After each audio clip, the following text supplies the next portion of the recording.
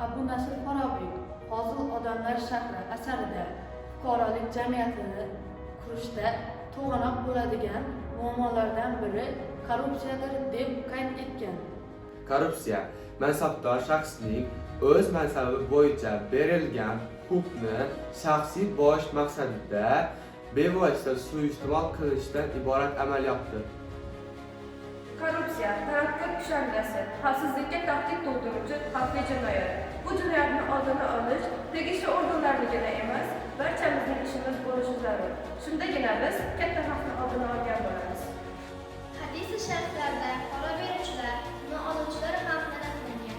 Hattoki porada vositachi bo'lgan inson ham Allohning la'natiga uchrashi taqiqlangan. Dahshatli illatlarga bir inson qo'l urar ekan, bu faqat o'zini emas, balki atrofdagilarni ham xarob qiladi. Korrupsiya jamiyat va millat kelajagiga xavf soluvchi ulkan bir kuchdir. U bugun yoki bir necha yil oldin paydo bo'lmagan, uning ildizlari tarix sahnalariga borib taqaladi. Korrupsiya millat taqdirini, milliy o'zlikni yo'q qilib boradi. Yoshlarni kelajakka ishonch bilan boqishiga to'sqinlik qiladi.